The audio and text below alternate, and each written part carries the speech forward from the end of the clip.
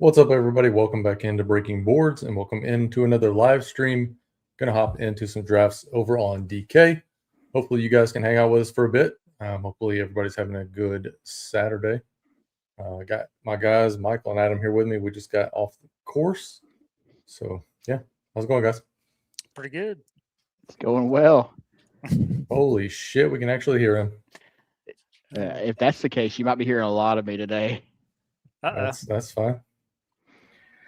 All right, I guess let's go ahead and hop into the $3. And if anybody wants to jump into the second one with us, they can. I wasn't that ready. You wasn't that ready. I was ready for the show. I was not ready to hop into the three. There's always one. I know. I'm ready. All right. Here we go. 3, 2, 1, 0. 8 of 12. 8 of 12. And Randy's in a different draft. Same here. Should feel pretty quickly. What's up, guys? As you guys are coming into the room, say what's up. Let us know who's hanging out. We are in the $3, the smaller one over on DK. If anybody wants to hop in with us, I'd imagine we're probably 10 of 12 by now. If I were a betting man, we are 10 of 12. Look at you, Bingo. Nostradamus. Probably going to do, I would say, 2 drafts. So this one and one other. If anybody wants to hop into the second one, just hang out for the first draft. But yeah, everybody is having a good weekend. We went out and made a fool of ourselves on the golf course this morning. We won't talk about it yet until people get in here. Some would say we got our money's worth. I mean, I can talk about it. I shot in the 70s. I don't know what you two were playing. I was playing golf. I don't know what the hell you two were playing. I thought a high score won. Is that not what we were doing? I mean, I was somewhere in between. What? I'm seeing that my emblem's in the top 5. What is this? I am top 5 to be exact. Oh, I'm just off the screen. Shocker. I'm 9. That's not 9. bad. I'll work with 9. How do you think you pronounce the person in the one spot? How do we think we pronounce that name? Licorice? Lucas? Yeah. My mind automatically goes licorice for some reason. I'm not really sure what's going on there, but I think it's Lucius. Sure. I don't think we can be too sure. No, we can't. I don't know. You took also, what is a shark bet? JBJJ? Oh, you don't know? I can't believe you've never seen one. You pay extra for those, or how does that work? Yeah, it's a lot. Buy one, get one free coupon. You usually don't want the free one anyway. No. Making sure the solver tool is up. Again, if you guys want to check out the draft, and I will be drafting alongside the solver tool, 20% off first month with code BB26. Go check them out if you haven't checked them out yet. I would recommend it. Also, they have a lot of cool free stuff on the site as well. If you go over to thesolver.com, showed these guys a couple days ago. They have like a best ball expander, an exploder, whatever the hell they call it. Exploder, where you can see how many times you've drafted out of a certain slot. You can see your exposures. You can see entry fees and how much you spent on each player that you're drafting, and yada yada yada. I got blinded for a second. Adam's screen got so bright. I looked over. I was like, "Oh, sun is shining." Yeah. Spotlight. You sure you aren't at the hospital right now with me? Laying on a gurney and looking up at the bright light? I mean, I don't know. I mean, maybe I also blacked out from earlier. Maybe this whole thing is just a imagination of a third dimension of all of us or something. I don't know. Probably. When your car topped over, we probably went right over you. Didn't even realize it. Y'all crashed into me, and we all got ran over, and yeah. No, that's not how I remember it. AJ Brown? What? Okay. Let my man cook. Lucius, you are the man. This never happens to me. Now Randy's gonna get probably chase at the 4. He will. Are you sure you two are in the right spots? This feels like an Adam start. Like Adam is the 4. He ends up with Chase. Having a new computer and good sound does some good things for you. It's good karma. It's almost like somebody called that shit 2.5 months ago and they were like, hey, go get a new computer. I have to fight Randy every time so he can't be right all the time. And yeah, he's right all the time. You were about to At least a good physically fight 85%. Dude, I'm hurting right now. I can't do that. I took 3. We know. We're I going to took get into 3. that when more people get here. We will. I took 3 of what 3 ibuprofen, I guess, or whatever you.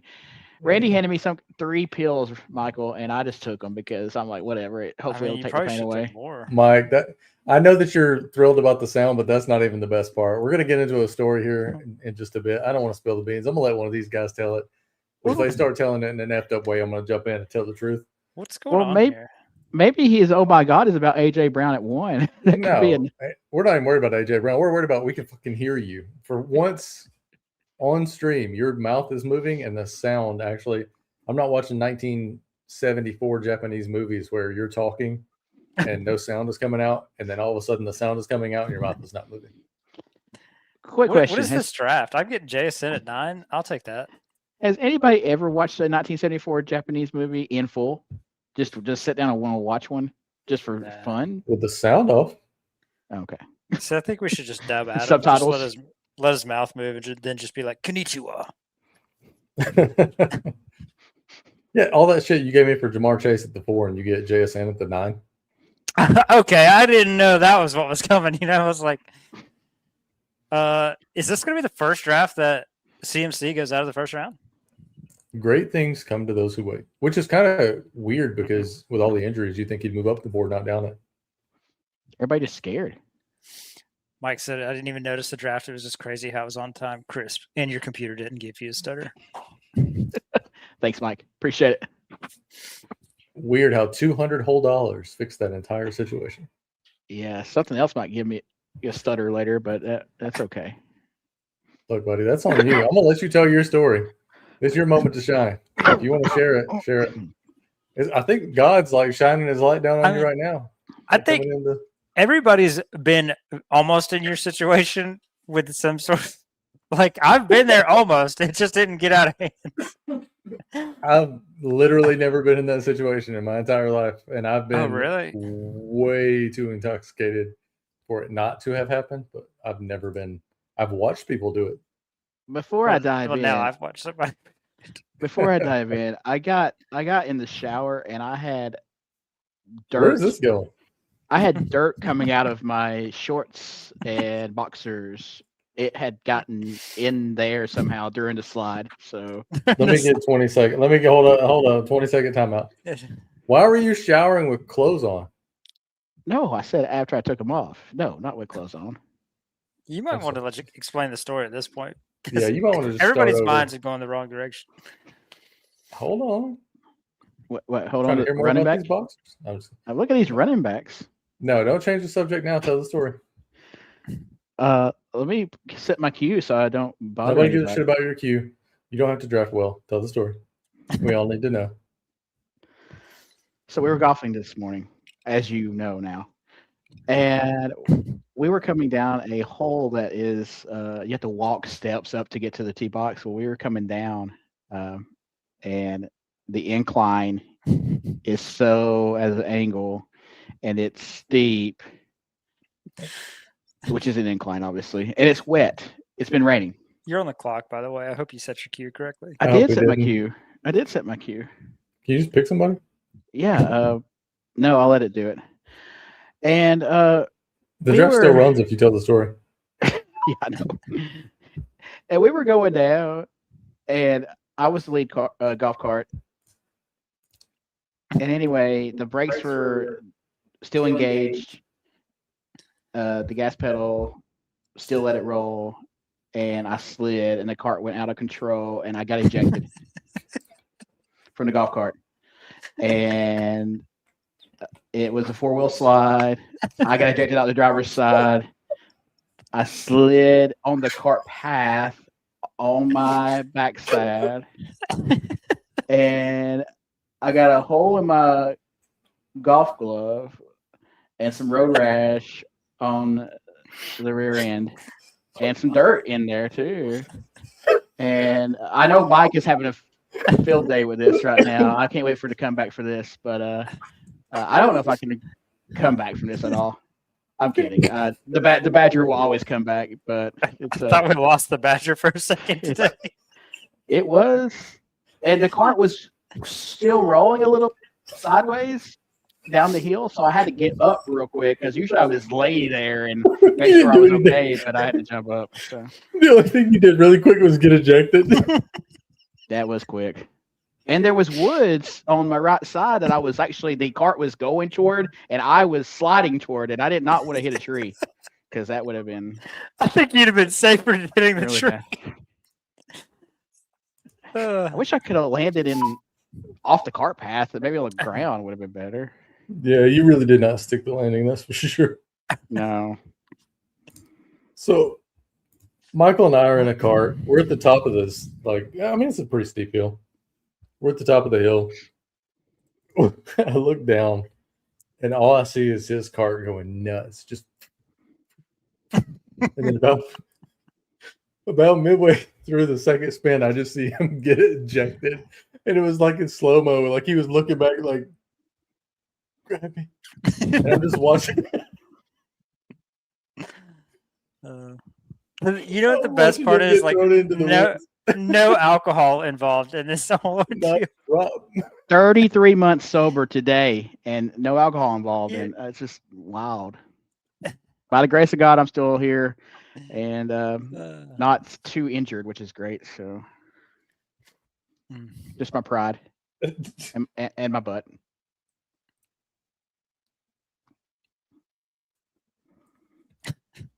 I think Mike's really trying to figure out where to go with this. Holy shit, the salmon, the boil all in one week. You're a fucking character, man. Oh, when you guys blow up, these stories are going to be going around and cracking people up. Yeah. I don't know if it's I don't know if it's my military background and stuff like that, but like in crazy moments, shit, like time slows down for me. And all I saw was him just flying out of the cart, like, just ragdolled out. And I think for him, he like freaked out. Like when he got ejected, he was reaching back. It looked like he was reaching for me, but he was actually reaching for the cart, trying to hang on to the cart. I don't know why I was trying to hang into the cart. When you see a dude flying out of a golf cart at like 9 a.m. in the morning, it's like, well, one, I'm glad that wasn't me. And two, I'm glad that wasn't me, you know? Did it hurt watching it, honestly? Like, I took an ibuprofen just to be sure when I got home. And he's kind of like a, like when a kid falls, if nobody sees it, it's not as bad. But if everybody sees it, so he goes down the mountain, whatever, spins around, gets ejected. We see his cart come to a stop. He gets up, starts walking off. I'm like, hey, buddy, you good? Hey, you good? Hey, you good? And like complete, like no volume on or whatever. He's just completely ignoring me. So I don't know what the hell's going on, but I'm not a good enough friend to like drive to the bottom to check on him.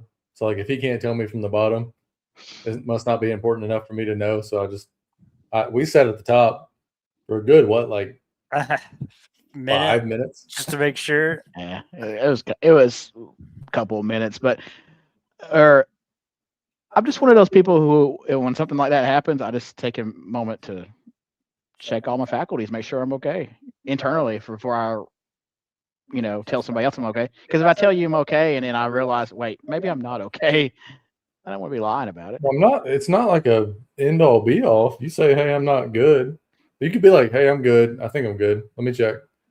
But you just go silent. Like a couple of weeks ago, he was hanging out up here. We're in my basement. I'm sitting here, like, I think we're playing like MLB The Show or something. And all of a sudden, he's just like, pick up the couch. I'm like, pick up the fucking couch? What are you talking about? Pick up the couch. Dude, why do you want me to pick up the couch? Pick up the couch. Like, buddy, I'm not picking up shit until you tell me what the fuck, like, what is going on with the couch and why am I picking it up?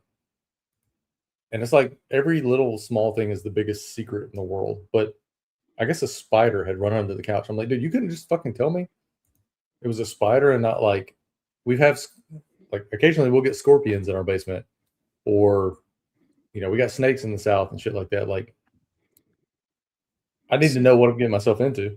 It would ruin the surprise though if you knew what was under the couch. Mhm. That's what it feels like, dude. I'm like, what are we doing?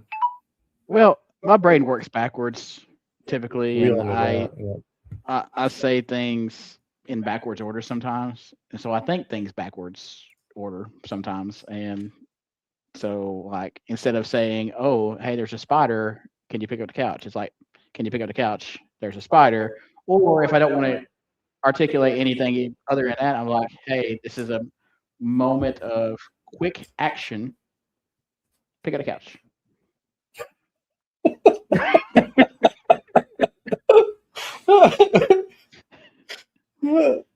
Yes. Yes. Michael had just talked about, hey, we should film some of this and put it on the stream. And I'm like, yeah, we probably should. And I think it was hole 6. I mean, it was early on. I shot I was having a hell of a round. And then I shot in the 70s. And I'm over here thinking like, all right, that's going to be the story of the day, right? But then this guy has to make it about himself, going and ejecting himself from a golf cart with no reason. And the effed up thing was 6 is a par 3, and it's like you go up like you're on a mountain or a hill, and then you go up to another like same sized hill, whatever you want to call it. So you're decent way off the actual floor. So then you hit up and out, but you can't see the hole. So you just hit a lob shot and hope for the best. So I hit a lob. It's probably like, I don't know what, 4 feet from the hole. Yeah. We had no clue where anybody's ball was, and lost in all that excitement of him dying on the thing was like, I hit this beautiful, shot, go down, hit the bird. But I mean, it was a wild ass day. We got rained on. I mean, like torrential downpour twice. It was a hell of a morning golfing, that's for sure. What is going on with the running backs in this room? They're all gone. That's what it's looking like. I mean, Chuba weird. Hubbard at 49. I like my boy Hubbard, but that is super early. Is it the same guy that took AJ Brown? Yeah, he also took Cardell Tate just now, which isn't as egregious as taking Chuba this early. But hey, man, when you got your guys, you got your guys. You just take them. That's what you do. It's got to. He knew he wasn't going to get AJ Brown at the 24 pick. He just said, you know what? Let's start it off. Little AJ Brown, get his ADP up. Maybe that's what he's trying to do. He's trying to get AJ's ADP up so other people start overdrafting him. It's pretty smart, right? Yeah, if you say so. It is something. If he just does that 150 more times, he'll get him into the Why first are you letting round. the clock run down? I'm trying to figure out where I want to go. It's the 5th round. It's a little bit wonky, though. I'm pretty sure you hit your head. You just didn't know it. No, that's why you got to queue more people up. Kept my chin tucked when I was sliding, so I didn't hit my head. Keep your head up. Yes, exactly, Michael. Keep your head up. I feel like I'm gonna be like taking a shit on Wednesday, and then for some reason that thought's just gonna go back in my head. I'm like combat rolling down a fucking mountain. I'm gonna be laughing about that shit randomly for like the entire week. It felt to me like, and I don't know if it looked like the way to y'all, but it felt to me like somebody was coming off of a water slide jump. That's how I came out of the car. It was like something like that. How'd the noise go again? I think it was something like that. So through 5, I got Jamar Chase, Drake London, George Pickens, Ted McMillan, and Terry McLaurin from the 4 spot. Adam has Puka Nacua, a concussion, Rashee Rice, Chris Olave, David Montgomery, and Devontae Adams from the 5. Michael out of the 9 has JSN, Kenny Walker, T. Higgins, Garrett Wilson, Bucky Irving.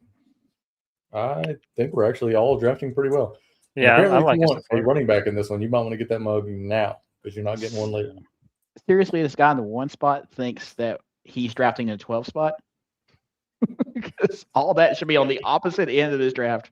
Correct. Yes. I mean, I can't comment on that because we had that one guy that was always like, just because you guys don't understand flipping the board. I'm like, yeah, no, I get it. It's just he's flipped the board 5 times now? Every time. Every time. So,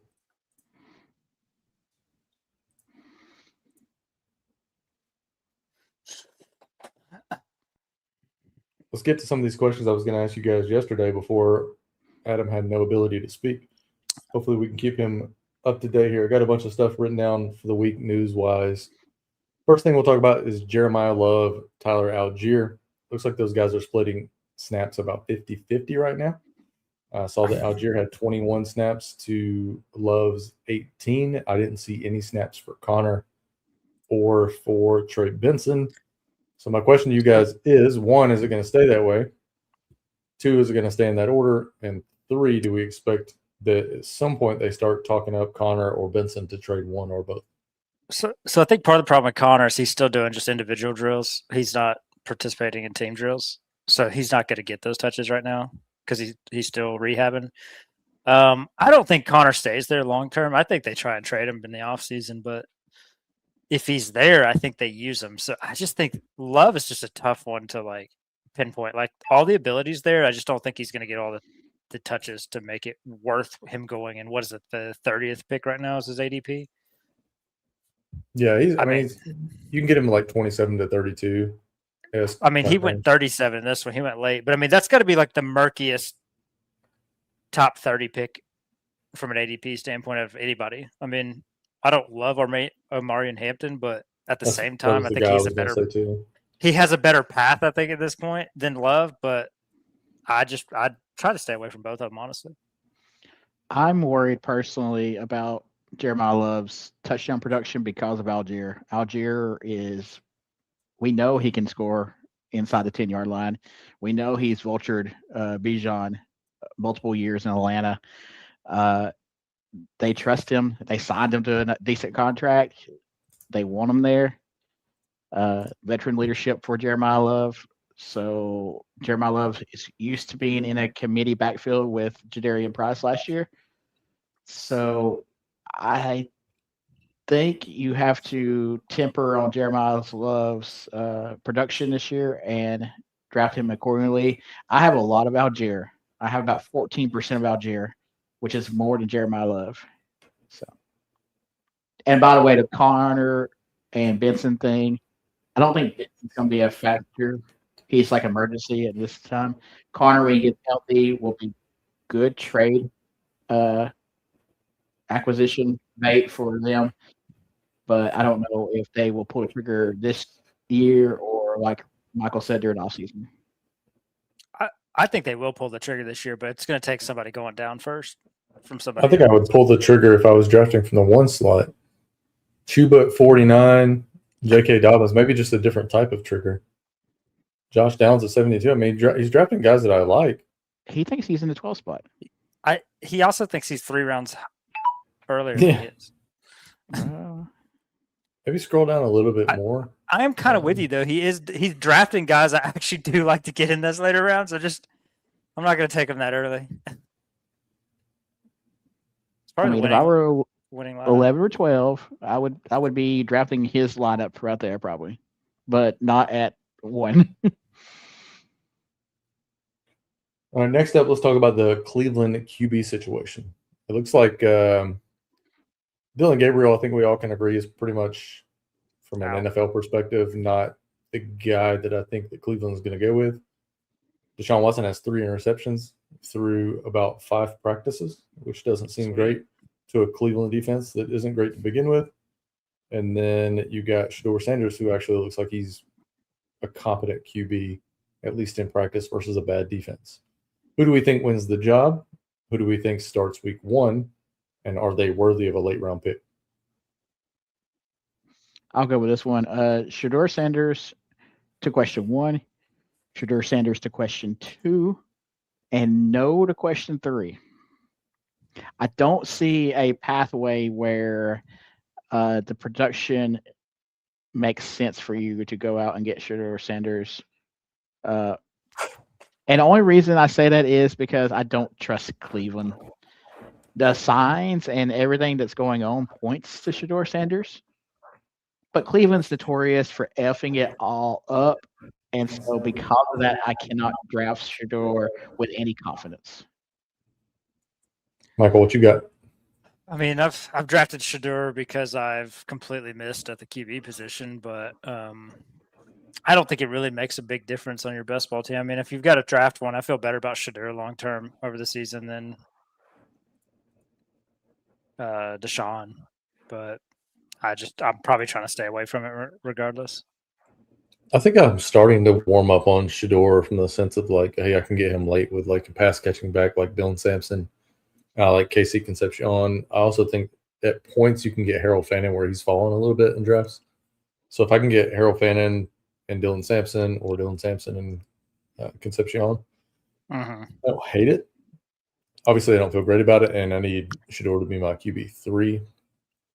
I think if you're projecting him to actually like give you more than like 2 weeks throughout the season, you're probably asking for too much. I just don't know how organized that Cleveland organization is going to be in order to like allow him the time to see if he's going to be any good or not. Like I don't know if we've seen enough of Shador to know whether he's going to be decent in the league or whether he's going to struggle. He's not a bet I love to make, but I think he's, relatively fine. I mean, I can't believe Caleb's made it this long. Yeah, I didn't have any Bears guys. I was going to go Jaden, but then Bobby Lane was like, "Hey, I need Bobby Lane. I need Jaden Daniels unstacked." Through 8 out of the 4 spot, I have Jamar Chase, Drake London, George Pickens, Ted McMillan, Terry McLaurin, Jordan Tyson, Ramondre Stevenson, and Rico Dowdle. Adam out of the 5 spot has Puka, Rashee Rice, Olave, Montgomery, Devontae Adams, Jalen Warren, DK Metcalf, and Matthew Stafford. And then Michael out of the 9, JSN, Kenneth Walker, Higgins, Garrett Wilson, Bucky, Joe Burrow, Cortland Sutton, and Michael Pittman Jr. I think I might like Adam's team best so far, just from like I don't know, just like an overall.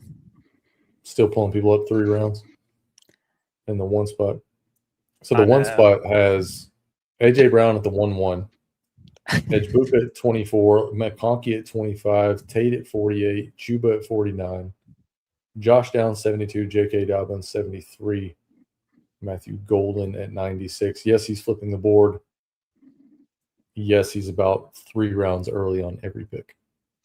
If you are this person, Caleb goes off at 98. That's the latest I've ever seen Caleb go. If you are this person in the 1 and you want to chime in and talk to us, be more than glad to. We'd love to have you in other drafts with us as well. And now I see you're on auto pick as well, so your picks may be better now. Just saying.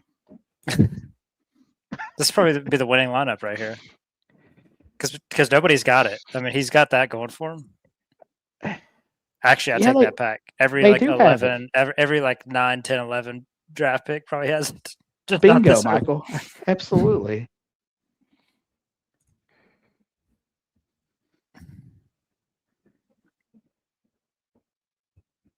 I'm going to play a little bit of catch up there. I wanted to go Herbert, but really no reason, no backstacks for Herbert that stick out to me. I'm not really big on Gadsden or Trey Harris or Njoku. I mean, you can get Keaton Mitchell maybe later on, but I would want to have like McConkey or Quentin Johnston if I'm going to look to get to a Herbert stack.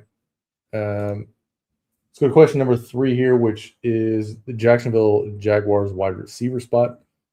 Saw a note that Parker Washington and Jacoby Myers, that those guys are getting in the building super early. They're working their ass off. Everything that's coming out from the coaching staff, front office is like over the moon for Parker Washington. And then I saw an interview with Henry that he was saying that, or Travis Hunter was saying that he and BTJ were trying to beat those guys into the building. So if it's a work ethic thing with BTJ and with Hunter, given that those guys were a little bit more sought after out of college. Do we think that at this point Parker Washington and Jacoby Myers have outworked these guys? How do we think this wide receiver quartet shakes out? Who do we think is the guy that you need at their current ADP? I'm kind of leaning Parker Washington, to be honest with you, just because him and BTJ are so close together. Like, it felt like, if you look at like the last few weeks of the season last year for Parker Washington, he's just putting up monster numbers. I know week 12, he puts up 18. He has a couple dud weeks at 13 and 15 at 3 and 8, but then it's 29, 22, 19, 26. He seemed to get the volume towards the end of the season, and BTJ and Trevor just never seem to be on the same page. I'm not changing anything. I've been true to this guy the whole time, and I will stay that way. Jacoby Myers is my guy for Jacksonville. I believe in him. I trust him more than the other three receivers there, especially Brian Thomas and Travis Hunter. For value, though, his ADP is still low enough where Jacoby Myers is better than Parker Washington as far as that's concerned. You can get him in a later round and still get plenty of production. It may not even out to Parker Washington production necessarily. Parker may get more production by the end of the day and end of the season. But for the ADP number, I think percentage-wise or however that goes, value-wise, I think Jacoby will be better value at the end of the day.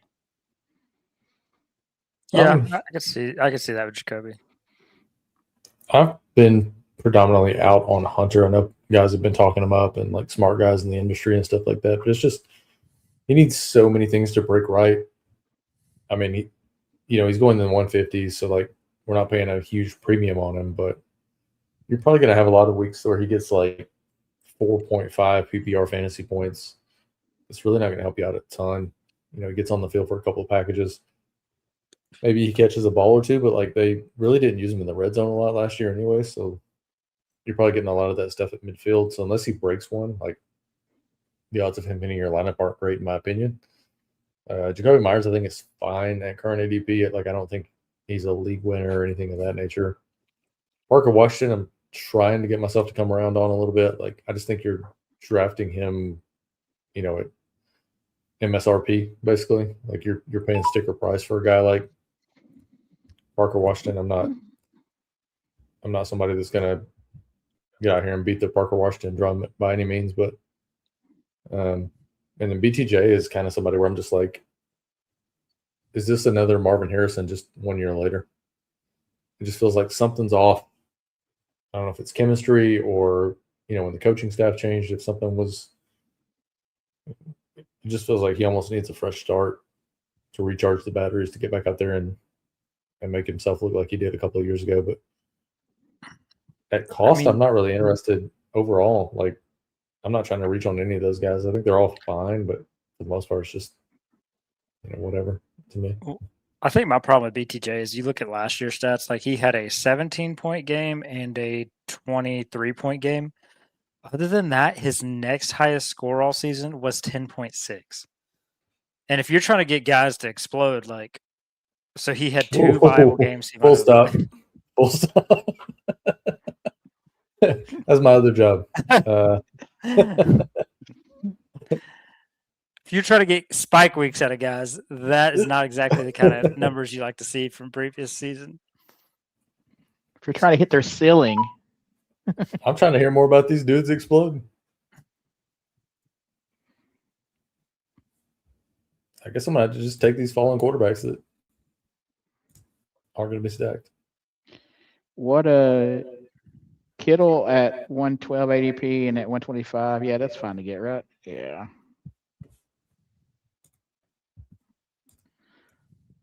This man gets a new computer, a near-death experience, and now spouting ADP value and being correct. It's a life-changing week for the Badger. Watch out, ladies. He's a brand new man. Thanks, Mike. Appreciate it, sir. All right, what about the Denver running back situation is what I'll call it. Jonah Coleman coming in, RJ Harvey, not a lot of people out there love him. pretty much a touchdown vulture-esque type of running back last year. He had 10 TDs. And then we got J.K. Dobbins out here looking so fresh and so clean, guaranteeing health for this year. How do you think that backfield shakes out? What kind of snap shares are we going to see between Coleman, R.J. Harvey, and J.K. Dobbins? I don't trust Sean Payton. I do not trust Sean Payton. And that's all I got, because I really don't know in that running back scheme who it's going to be the flavor of the week. And by flavor of the week, probably flavor of the day, flavor of the minute, flavor of the play. Somebody will get in the doghouse. Somebody will come out. That's just you don't know. No rhyme, no reason. Sean Payton. Period. Profound. Do you think you could get Sean Payton to explode, or? Ooh. Taysom Hill can. Yeah, I just saw the news that said there might be talking about bringing Taysom in. Oh my! I did not see that, but that was definitely coming. We all knew that. No pun intended. I would say probably. I think if they're all healthy, I think you're probably looking at 40 to 45%. Dobbins, probably 25 to 35%. Harvey, and then the rest would be Jonah Coleman. Again, at cost, I think Dobbins is the only guy I really want. There's some upside case there for Coleman, but I think you need multiple things to break right to pay off the ADP for RJ Harvey. Unless he falls a little bit into like the 90s, I think I'm out in the 60s, 70s, and 80s where he's been going typically in drafts so far. Let's see. Next question on my board here. What is the proper technique for being ejected from a golf cart? That's not on that board, because that board was written yesterday, and you have not had time to write that down. I wrote it down in here. We knew it was coming. When you fly out, is the proper technique to reach back into the cart? Is it to just allow the fall to happen? Do you tuck and roll into it? I don't know, but I'm demanding golf carts have seat belts installed. You start that. What do we think about buying you maybe a Badger suit, so that when you fly out of these things, there's a little bit of cushion from the fur? No, maybe we're not doing that. Things down? We're not doing that. This dude just took Pearsall, and he's a third wide receiver. I think he'll be fine this year. I expect him to, rest up and get ready for the 2027 season. So I don't mind having him. He's stacked with Purdy, right? Yeah. So yeah, he's stacked. He's ready to go. I think that's the tough thing. Like if you're trying to do this casually, like if you're not keeping up with injuries through training camp right now, like you sit there, you look at Pearsall's ADP's what 115. I'm getting great value at 137. I'm like, well, if he was okay, sure. You sure about that? But I mean, even if he was missing half the season, I don't even know if it's worth it at 137 at half the season, let alone the whole season. It's a bold move for sure. Bold strategy, Cotton. I want to try to get a little bit more Diggs lineups, but I just don't know why he adds to this team. So I'm going to go with Rodriguez. I just like how Randy's just gone okay, I'll take receivers first, then I'll go running backs, then I'll go quarterbacks. This dude's still picking 30 picks ahead of ADP on auto draft. It's impressive to say the least. It's his rankings. He has 0 QBs right now. He's got a good ranking system. What can I say to you? Yeah, I would imagine if you go over and check out our free ranks, you'll probably have a better day than this. He's really going to be pissed when he figures out that he has this team and he entered the wrong draft, and you're not even going to get the free $10 that they were throwing out earlier. Well, there's no use throwing the money away just to get that. You might as well still draft it. Albeit, even when he was drafting it, it wasn't going any better. No.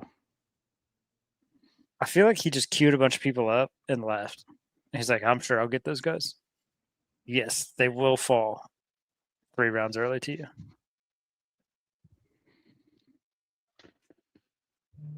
Well, I'm fully stacked or nearly fully stacked at 2 teams.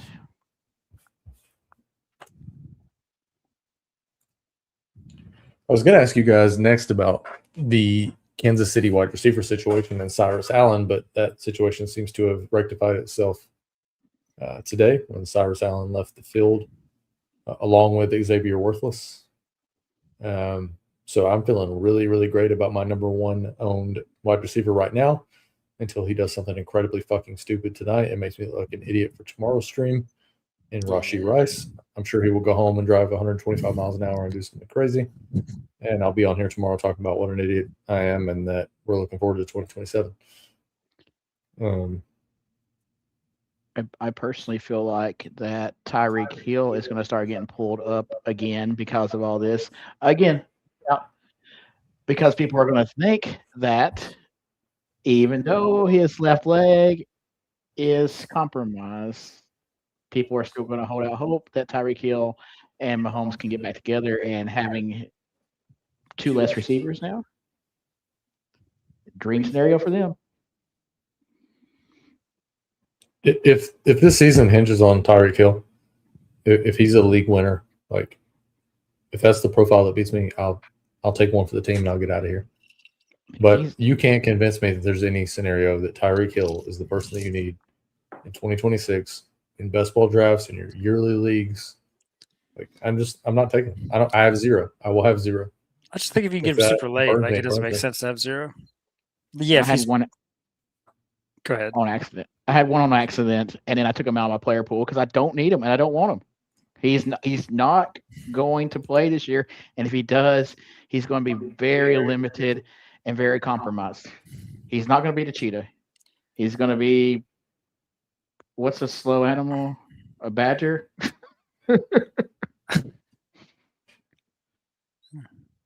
He just had the same injury that Tank Dell had, that it took Tank Dell 2 years to come back from. Tank Dell's like 25, 24. How old's Tyreek? 31. I know, but Tyreek is like a freak of nature. Like, it's possible he could come back. It's not. You might see Diggs. You might see Diggs sign, but I'd imagine that, given how things are going in Kansas City, I imagine Diggs signs with Washington next week.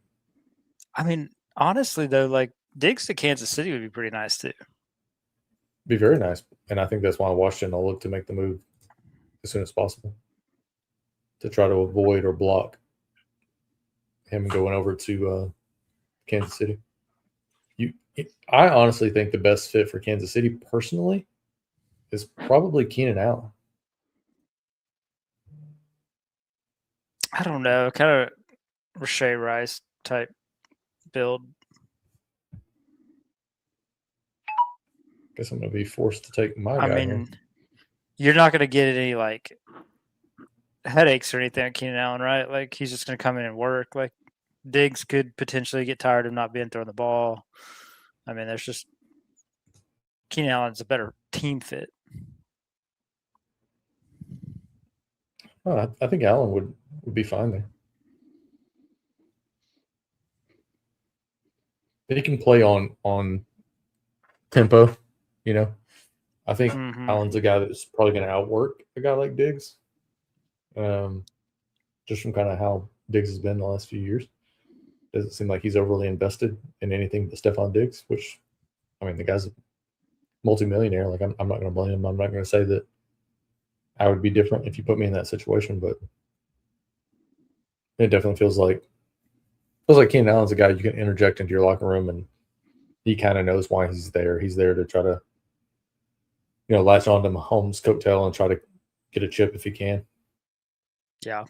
I mean, honestly, they might want to think about bringing in both if things are going to keep going the way they're going at Kansas City's camp. I mean, they got a lot of guys going down. Seems like quite a few injuries to start. Oh, yeah, definitely. The thing is, they're isolated. It's like a couple of teams are getting hurt and everybody else is fine. Yeah. Panthers, 49ers, Chiefs right now, right? Is that pretty much? I mean, predominantly. It's always 49ers. Yeah. A little bit of Saints with Brian Burshy. Saw the Niners right before we logged in, just lost another defensive lineman. So they're really struggling out there, which I think that's going to be a thing for them all year. The offense will have to keep going and doing what they do to keep them in games, and I'm all for it. What about the San Francisco receiver situation with Pearsall being out for the year now, going on IR officially? Debo making his way in. Christian Kirk, who knows? I expect he'll probably be out for another couple of weeks. And then with him being new to the team, I assume you're not going to get anything out of him until like week 4. You got a guy like Mike Evans coming over, but with these injuries piling up, you guys feeling pretty good about Mike Evans and his injury history over his entire career? I mean, you got Dribbling, who has a hamstring issue going on right now. So you got a lot of question marks, a lot of guys that,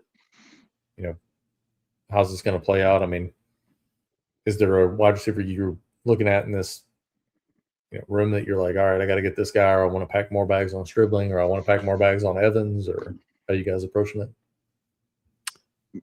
I mean, I think I like Evans from the standpoint of he's about the only healthy receiver out of that offense. I mean, I guess you got Debo coming, but I mean, can you bet on injuries?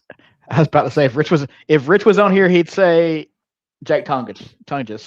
So, but yeah, I don't really know. I don't really know what because Mike hamstring has a history of soft tissue injuries with hamstrings. Stribling's hamstring. What was Kirk's? Was it a knee or hamstring? I think it was his knee. I think it was just like a hyperextension. It wasn't anything like crazy, I don't think. Lower extremity injury to this receiving core and the history. I have no clue which direction to go. I think we run on CMC right now and hope he stays upright, because if he doesn't, this team does not have a playoff run or even a 500 team, I don't believe. Do you believe in life after love? I do. But I do not believe in the 49ers. If they lose CMC and this injury bug play the way it is. Because I just hear something inside you saying that maybe you just don't know if you're strong enough. Probably. Okay. Well, that's kind of how I feel about the structural strength of Mike Evans' knees at this point. Like, I don't know if there's something inside there that's just not strong enough. But it seems like his hamstring, his knee, something's going to happen where he's going to miss 3, 4, 5 weeks of the season. And this is a team where I don't know if they can afford it. I think the window for San Francisco Super Bowl is closed. It's not shutting. It's not, it's not cracked open. It's just, I think they're done. From a Super Bowl perspective, they might be fine and win some games, but I don't know if this is something where they can rebound. I think it's just they're going to get to the point where they're going to have to look around and clean house and make some adjustments. I personally don't think with all the with the receiving, I don't think a free agent receiver that's out there can make a change for them. Like, they already got Debo. If they got another one, say a Diggs or Keenan Allen or something like that, that's not going to change the landscape of that team enough to make a run. They need to go out there and trade somebody, and I don't think their trade assets are worth enough anymore because they lost most of their defense 2 years ago. So it's looking bleak in San Francisco.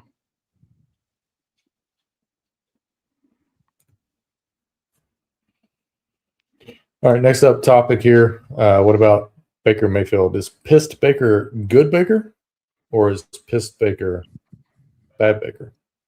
He'll be good. Like, he's gonna want another contract anyway. So even if it's not with Tampa, he's gonna go out there and ball out. Baker's gonna be fine. redraft PPR, someone offered me CD and Jordan Tyson for A-Chain and Pickens. I would take the redraft PPR. I would probably hang on to A-Chain and Pickens in that particular scenario. Yes, you're getting a better player in CD, but depending on how deep your roster is, I like Jordan Tyson, but I think he's probably a tier under George Pickens, and A-Chain might get a ton of work in Miami. I think they're going to be struggling. They're going to be trailing all year. If I had to put odds on number one pick for 2027, you're probably talking Miami or Arizona for me. Cleveland has the easiest schedule in the league, so I think they're going to be isolated from being in that conversation. They'll probably win 3 or 4 games by accident. Like CD quite a bit, but I just think that from an upside standpoint, I think you're looking at A-Chain and Pickens. What do you guys think? I like what Reddy said, but I would like to know your running back room to make a very sound decision on that. I mean, I still think I keep A-Chain and Pickens. I mean, you just look at the drafts alone. Like, you're talking A-Chain, who's a early 2nd round pick, Pickens, who's a early 3rd round pick now, I think, for CD, who is a 1st round pick, and Jordan Tyson, who's going normally probably 6th round at this point, 6, maybe 7, 7th. like that. So I mean, like, even if you just look at draft capital alone, like, you've got the better players with A-Chain and Pickens. Next up on our questions here, Mike's wanting to know, now that you have this new laptop and you're a changed man, are you going to take down the aluminum foil, or is the aluminum foil going to last into the future? No, the aluminum foil will come down, actually. There's no need for it, I don't think, anymore. So we're going to take that down, and we're going to run a normal household. Your mom's just going to be like, where the fuck? I thought I put that in the cabinet with the salmon. Yeah, there's no more salmon in the house either, so we don't have to worry about that. I'm not buying anymore. So Did you throw it out or did you cook it all up? no, I ate it all. So Cabinet salmon, man, just makes me. No wonder, like, God's trying to tell you something when he threw you out of that golf cart today. no more of that. Jesus took the wheel and the brakes. Yeah, and the brakes. Yes. Let's see, through, what is that, 18, I have Chase, London, Pickens, Terry McLaurin, Jordan Tyson, Ramondre, Rico, Gainwell, Dart Murray, Chris Rodriguez, Woody Marks, CJ Stroud, Hawkinson, spin on that thing, Dalton Schultz, Helm, and Darnell Mooney coming back around to me here in 2 picks, and we'll have the other guys read off their rosters as well. I think I'm pretty much running back or wide receiver, just depending on who falls to me right here. I assume that I don't have to worry about trying to get my guy because I assume some jackass in this room's already taken them. He's already gone. I just don't know who got him. Oh, you didn't get it? Somebody at 203. He keeps climbing, man. He's stalled at about 200 for now. Rich says the red furry badger coming in hot and crystal clear. Good job, sir. Appreciate it. First time ever. Rich. And then, oh, my bad, I took it off the screen. Dinesh says he's got Kenneth Walker, and his AJ Brown, Pickens, and McConkey. I'd leave it as is. I wouldn't make that trade. I'd keep AJ and Pickens. I think the thing there is, like, you have a lot of good, solid depth. And when you start trading from that, you're kind of setting yourself up for failure. Yes, I like going to get the high-end guys. But if I'm getting rid of A-Chain and Pickens, I'm going to try to get a guy like Gibbs. Like, I love CD as much as the next guy, but, you know, with Pickens being there, with Ferguson being there, I just think the days that we saw where CD is a league winner are probably not there anymore. I mean, you know, I think he's obviously a fine play, but you're probably talking more games like 16 to 18 for CD versus 2 years ago you were seeing 20, 30, 40-point games from CD. I agree, and that actually I was thinking about this morning, where typically when everybody leans on a team like this and leans on a player like this, 99% of the time, as a community, we're all wrong. So I kind of was thinking when I see A-Chain falling toward the later part of the second round, I'm going to start to pack some A-Chain bags. Now, I know that he's playing alongside Malik Willis, and Malik Willis is a rushing quarterback, and typically rushing quarterbacks don't dump the ball off a lot. But I just think they're going to be losing so often that they're going to be throwing so much that I think you could see A-Chain just get there just on sheer volume. I do think that Jalen Wright will mix in a lot more this year, and you'll probably see a little bit of Ollie Gordon. But I just think when you look at it from a totality standpoint, unless he's willing to give you something better than Tyson, I would stay put with A-Chain and Pickens personally. I like your depth. I like Kenneth Walker. The A-Chain selection gives you a little bit of isolation from the Jacobs. If there's any risk for whatever reason there with him potentially seeing a suspension or whatever, it gives you a little bit of isolation from that. So I would stay put if I were you.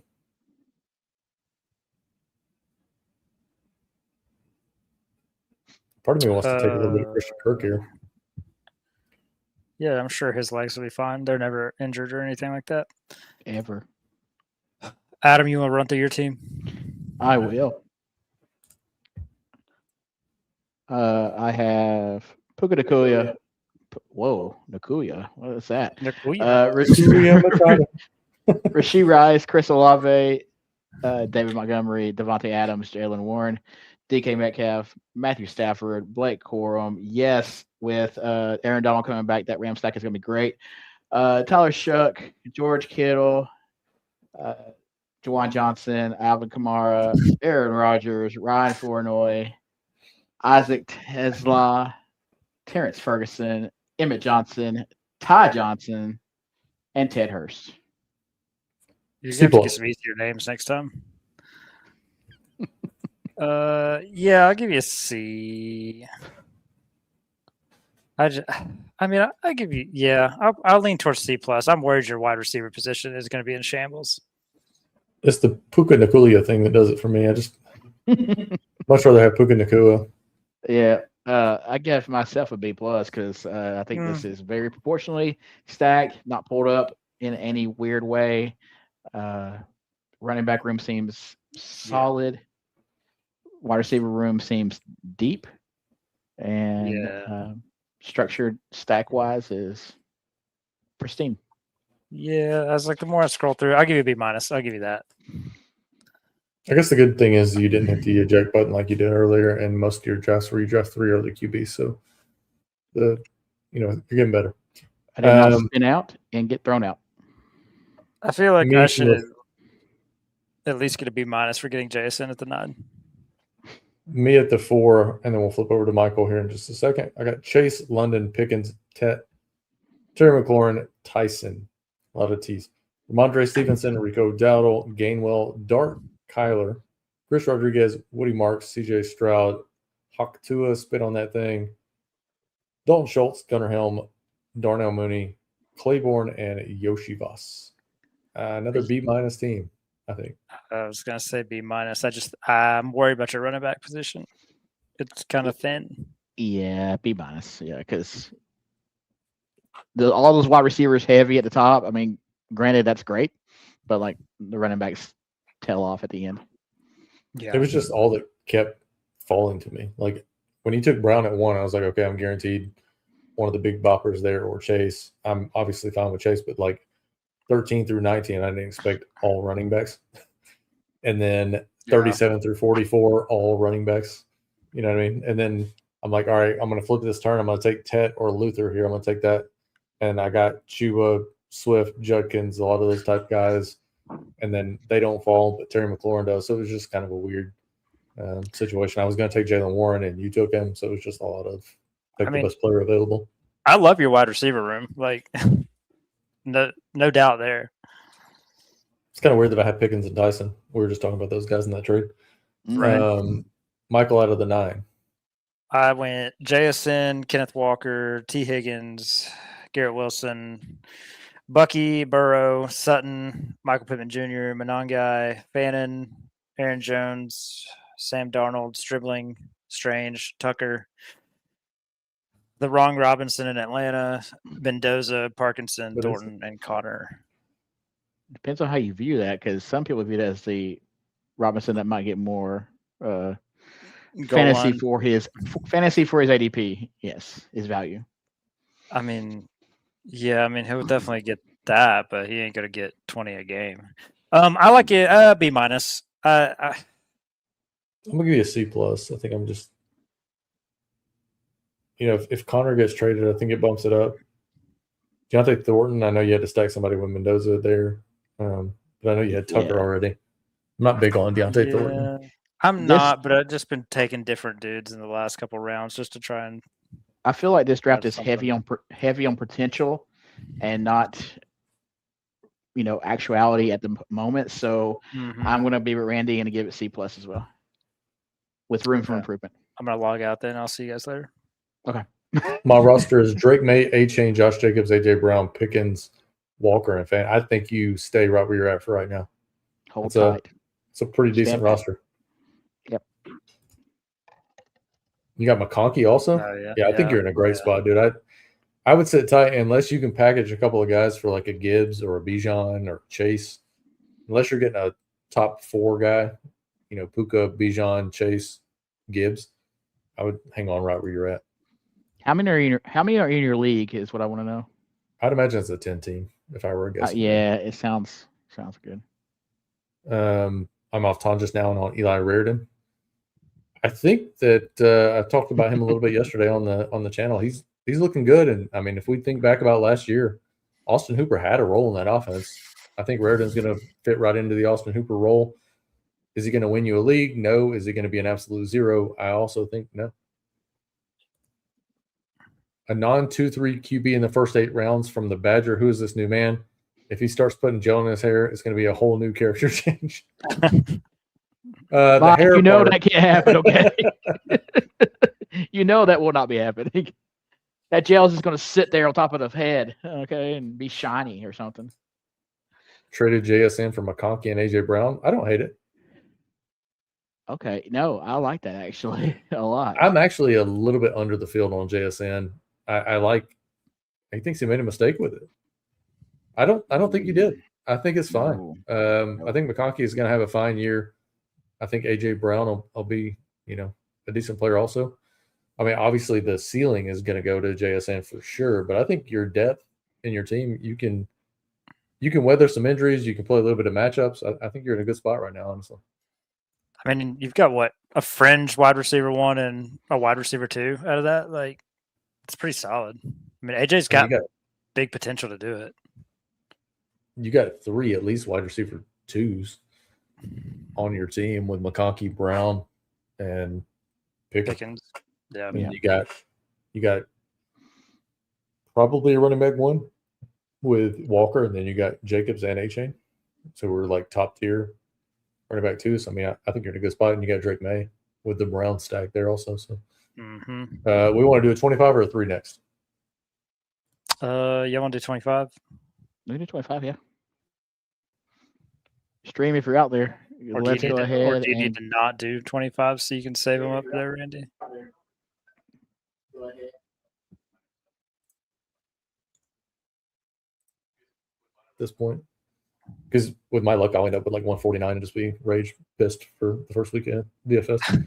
Plus, they just announced the salaries, so we can start jumping into DFS and stuff like that. The sooner we get to get closer to the season. We're only a month out, a little over a month out. So, if you guys want to get to the screen, the 25, the milli over on DK, or the 3 million, I guess.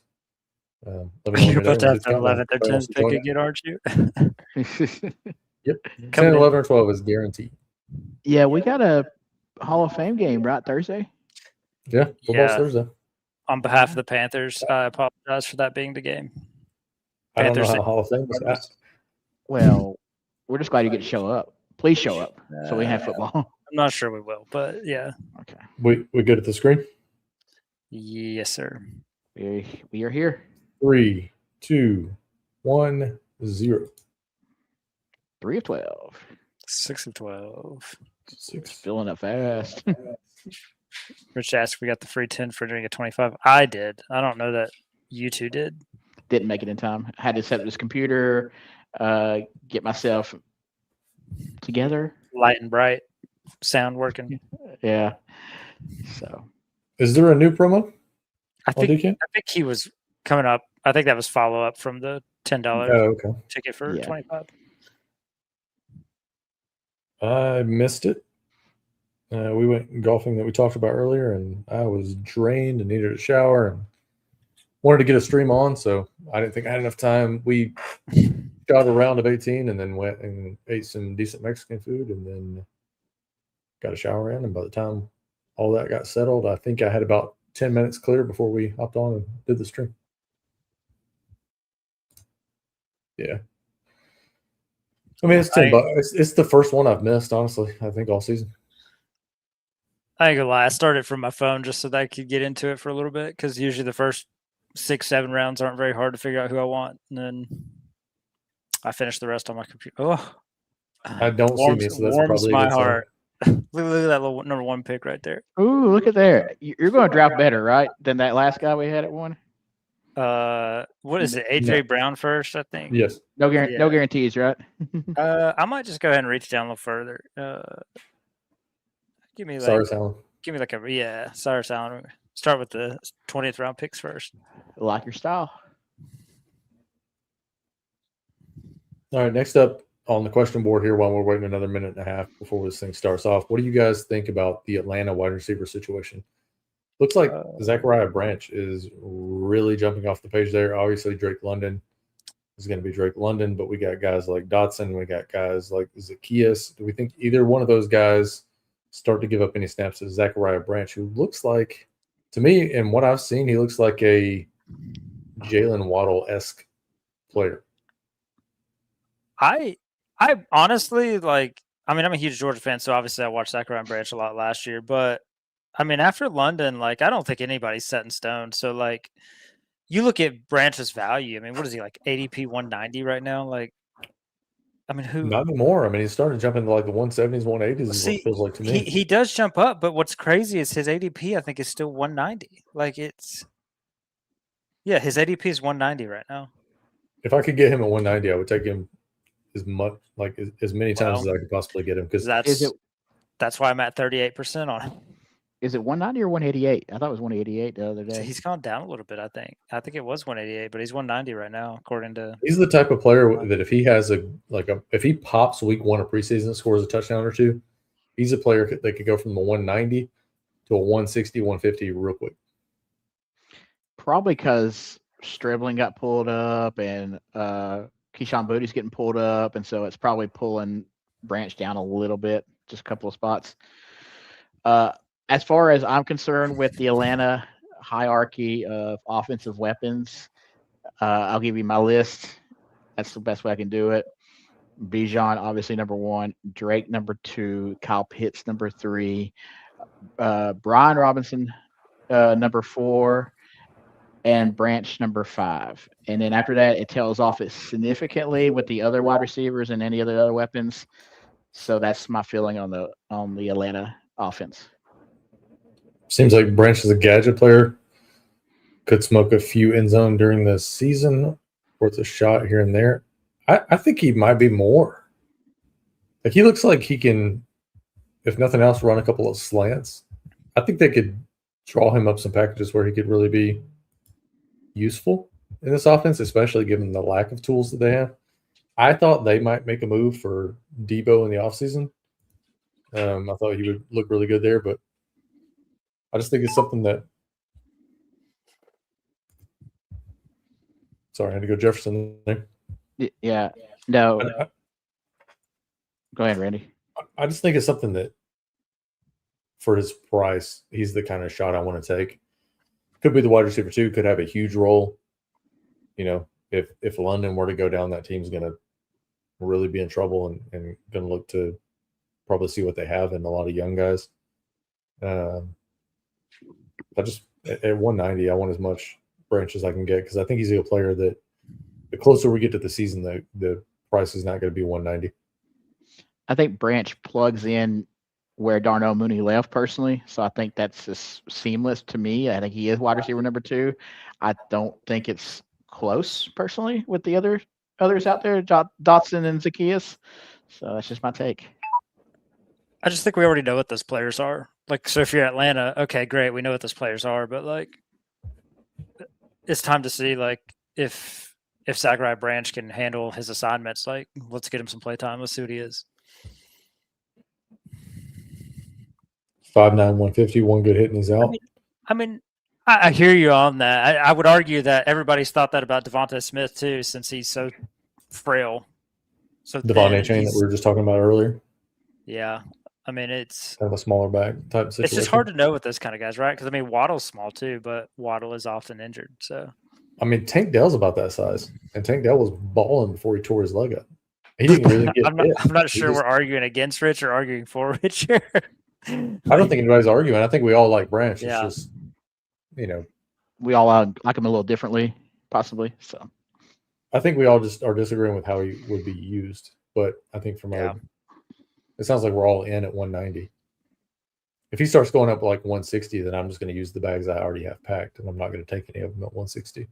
No, I wouldn't have him that much at 160. Like for me, it's a value, especially when you can get like that late to a Branch stack, just in case things went awry early. Michael, I know exactly what you're talking about on that one. Yeah.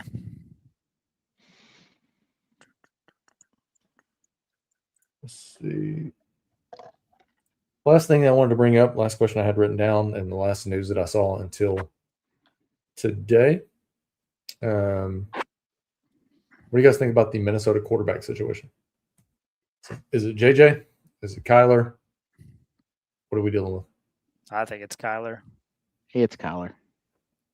I spoke about this yesterday on the stream. I think it's Kyler also. I think from a timing perspective, JJ has obviously been there a little bit longer. I think in a couple of weeks, that's going to start to flatten out where you're going to start to see Kyler start to pull away. This could be a situation where they're trying to talk up JJ a little bit and make it feel like there's a competition. That way, if a starter goes down for another team, they can give him a call and be like, "Hey, we got JJ McCarthy over here. He's really starting to come into his own. We'll take a 4th round pick for him." But I don't think we're as we move closer, I think it'll be more Kyler. My bad, I was already subbed. Hopefully, you didn't unsub by subbing twice, but we appreciate you checking us out. Also, if you want to go over to breakingboardsdfs.com, I'll throw up the QR code on the screen here for you. We have our rank slip over there for free.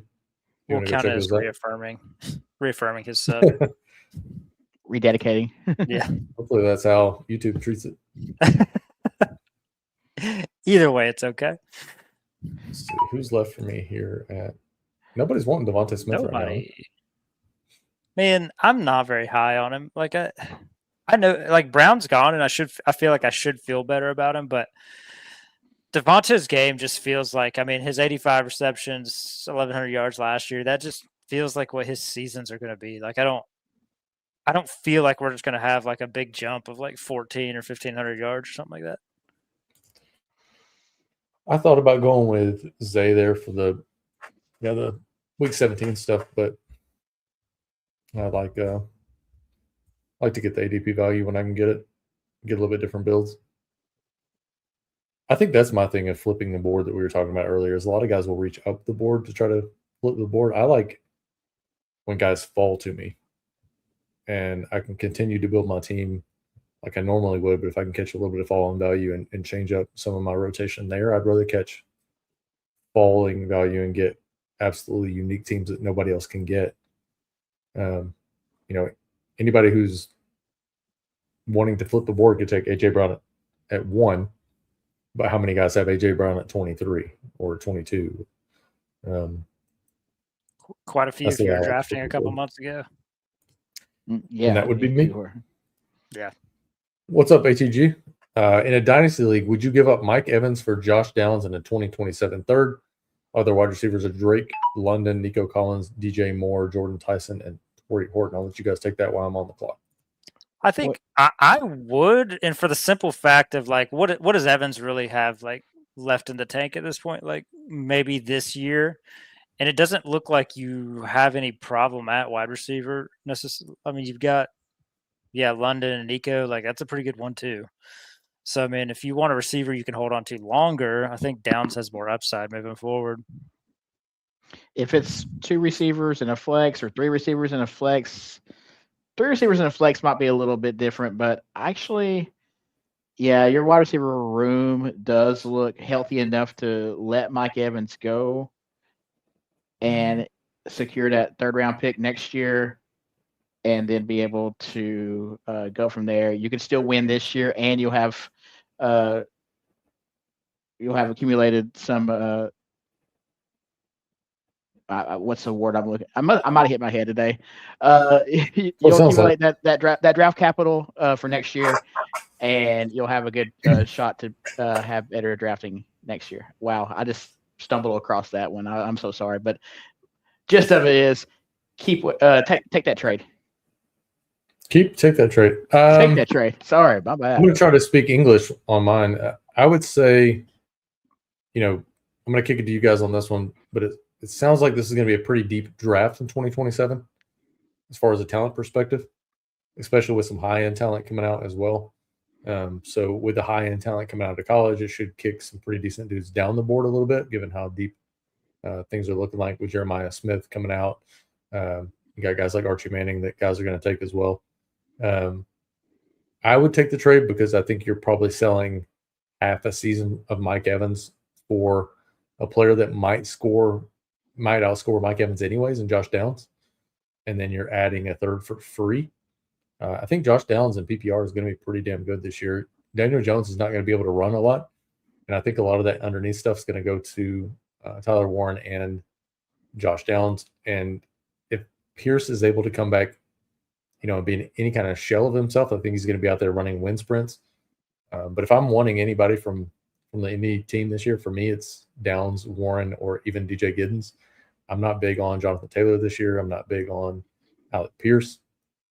I think I want more of the secondary pieces for Indy personally. But I think you're good with London, Nico, DJ Moore, and Jordan Tyson. I think you could mix and match there and have 3 guys pretty much predominantly all the time. Plus, you're going to be able to work the waiver wire, and something's going to pop up throughout the year as well. Agreed. I think Evans might have 2 good years. I don't even know if he has 2. Given the travel situation, his age, the amount of injuries that are starting to pile up for San Francisco already, I just imagine that there are going to be a lot of mixing and matching in San Francisco this year. It's a team that I'm not wanting to buy in on a lot. I'm cool with Purdy. And mix and matching him with a little bit with CMC or a little bit with Evans or a little bit with Kittle, even now with Debo. But from an overall standpoint, I think this is going to be a bad year for San Francisco. I think they're going to crash back to earth a little bit.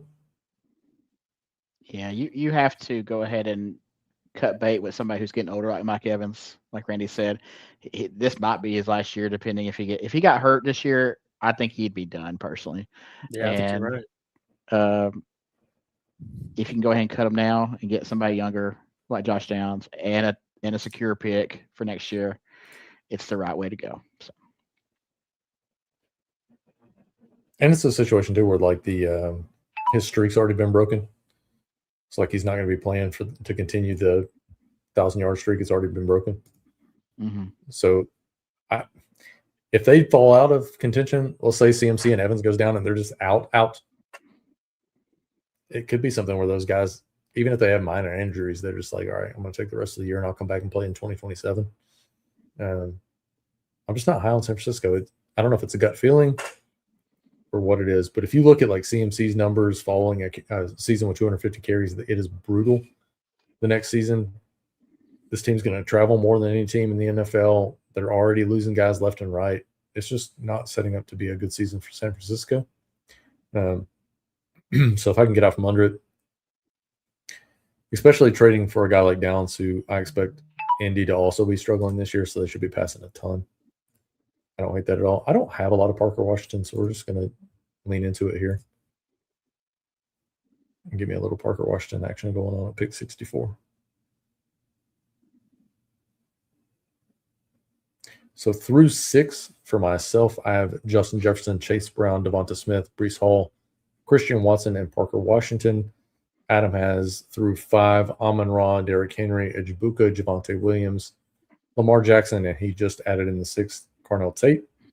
And Michael has Gibbs, Pickens, Neighbors, McLaurin, and DeAndre Swift coming back around to him here in 3 picks. Anybody you're looking at here at the turn? I was selfishly hoping Jaden Daniels would make it, but everybody likes to unstack him. So, and I don't know why, but happens a lot. Rich, man, it was, I don't know. I think it hit Michael pretty hard too. When we got on the course this morning, I looked up, Michael's about 10 minutes late. That tends to be the going rate with Michael. He's about 5-10 minutes late. I don't know about that. Went over to the little chipping area. We're chipping up on the green. Adam's doing some putting, and I look behind him, and I'm like, man, those clouds look pretty rough. And before we even got to hole 1, like we just gotten our cart settled, just started pouring, and rained pretty hard. What, like 3 times, 4 times, something like that. Yeah. But every time it would rain, the sun would pop out right behind it, and it would just roast you. So it was like one of those overcast.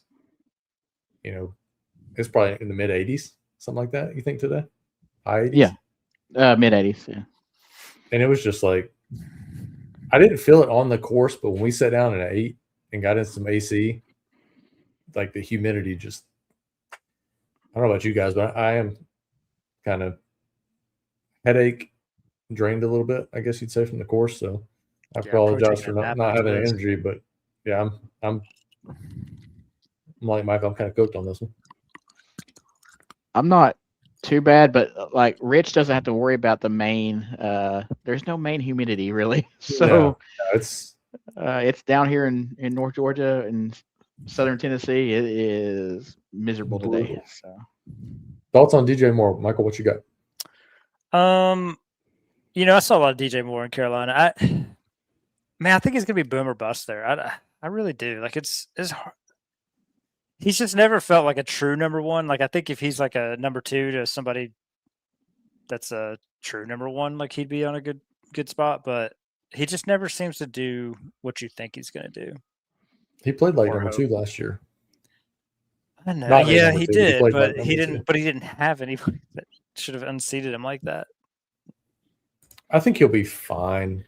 I just think, like, I'm glad as a community, we're all lowering our expectation on the Buffalo wide receiver 1, because had this been last year, I think DJ Moore would have been going at like pick 34.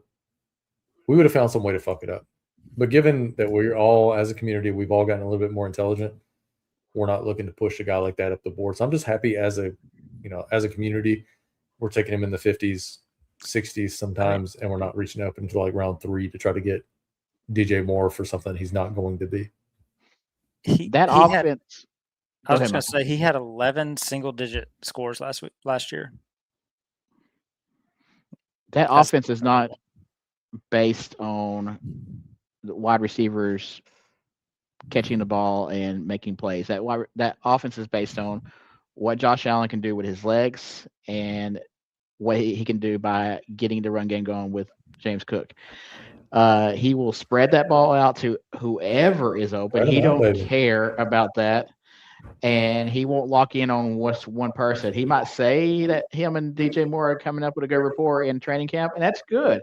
But he's got a good rapport with Khalil Shakir and I don't know if he's got one with Dalton Kincaid or not, but he does with Dawson Knox. And he's just gonna, whoever's there, he's already talked about that he's not forcing the ball anymore. He's just letting it happen. So if he's gonna let it happen, it could be anybody. And I don't want to go into a season thinking, oh, DJ Moore is going to be the guy when he could easily be receiver 2 or 3. Are we sure getting him a new mic was a good thing? Do we want to go back to where he just sporadically could talk? Just make him use Internet Explorer when he's on here. He did get on today and was like, got a new mic. Going to be talking a lot more today, guys. I'm like, shit. I did say that. Mm-hmm. Rich said that he thinks he's 50-50. I tend to agree. I think at current cost, I'm fine with DJ Moore. I don't have a lot of him because I like a lot of the guys that go around him a lot better. But if I end up with DJ Moore on my team, I don't think the team's dead. But I think Buffalo is just a team that there's a lot of these teams this year, in my opinion, that I think we're just going to get the ball spread around a lot. I don't think targets are going to concentrate in Buffalo. Most of the guys are being drafted a little bit higher than what I think they should be. Like I think the price on Allen, I think the price on Cook's a little bit too high. But if you give me a guy like Dalton Kincaid, I like him quite a bit, even though I've not been getting to a lot of Dalton Kincaid, but I would like to. It's just every draft that I'm in, I'm not in the area because typically he's going like pick 3 through pick 10. I'm not willing to reach up the board for Kincaid, but if I can catch him falling a little bit, I don't mind getting him. It just hasn't been happening a lot, but I do. If I were going to take any bill at cost, I would take Kincaid. Ray Davis is nice too later on. Ty Johnson's not bad either. Yeah, Ty Johnson doesn't even get drafted sometimes. I know. And he could be his ceiling and floor are a wide gap. So Buddy and myself got in trouble for staying out on the course during thunderstorms because they were blowing the emergency horn to clear the course, and we just stayed out. They finally sent guys after. I think you missed our story from earlier, so I'm going to ask Adam to relive his near-death experience from today, Rich, and let you enjoy and bask in some of the wonderful, wonderful day that Adam had. Rich, I'm going to give you the Cliff Notes version. I apologize. You can go back and see the long version later after we sign off. But I was going down an incline today in wet conditions with my golf cart, and the brakes were locked, and they did not depress and unlock, so to speak, when the gas pedal was mashed, and I was rolling down, and the brakes were on, and they hit wet, and it went sideways, 4-wheel slide, and your Badger was ejected from the cart and slid down the cart path and got a little road rash. Just a little ejectocito. Yeah. And I'm not gonna say almost died, but it wasn't that crazy. But there were I'll allow you to trees say there. it based off what we saw. There were trees and wooded area that I could have slid into. The cart could have kept going. It was. Imagine going down a slip and slide or a water slide that has a jump, and that's how I came out from the driver's side, getting ejected out to the left. I think Badgers So we live in an area where you have to go up a hill. We crest the hill. You get on top of this hill. That's where the cart path ends. Then you climb like 10, 15 steps up another incline. You go up, you tee off, whatever the case is, climb back down. We get in. It's pouring rain. Like the entire track is wet. Adam starts to go down first. I'm not sure. He says that the brake was engaged. I don't know what was going on with him. I just know the next thing that I saw was him essentially looking at me like, "Can you save my life?" As this man was flying through the air, reaching back at me like I was going to be able to just reach out and grab him and pull him back to safety. I don't know exactly what his thought process was or what was going through his mind as he was careening to the ground. But I know that he fell into like a row of trees and the cart was still sliding toward him. Had he gone 2 more feet to the left and missed the trees, like not only would he have fallen down the hill some, but he would have fallen off I'd say that's probably 20 feet, 25 feet. The tree straight down. I'm saying if he misses the tree. It might have been less painful. The 25 feet? I don't know.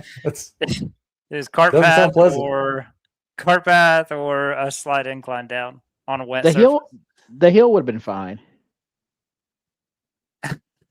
Yeah, I think so too. Well, the thing was, we went to pick out the cart. So, I don't. Adam's self-awareness at times is not the best. So we went to check out. We go to the clubhouse. There's like, we go in. It's like ghost town because nobody was golfing because it was stormy. And then like this 17-year-old girl who's working there, she comes out, checks us out. I didn't see that she handed him a key to the cart. So she hands him a key to the cart. I go in, I check out, and then I got to my cart and I was like, oh shit, we need a key. Let me run back up there and grab one. And there was like an entire basket of keys. So I go back down and he's already sitting in a cart. And I forgot, I think, what cart number were you, like 25? 25. So I always like, I try to pick a cart with a number that means something to me for some reason. So right behind cart 25 was cart 23. I'm like, 23, MJ, should be a good day.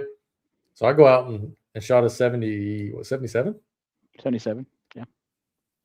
Had a pretty good round. And this guy's out here in cart 25 falling off a mountain. Doing donuts and stuff.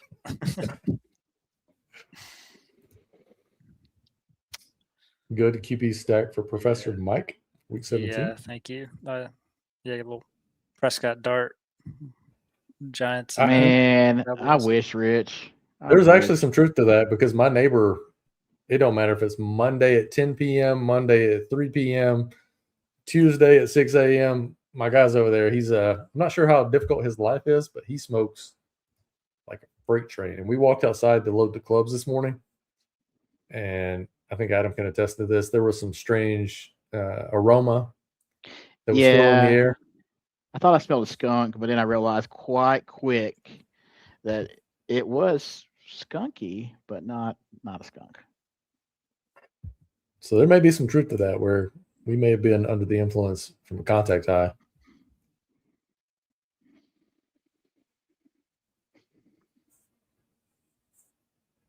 Let's see, come back around to me in round 11.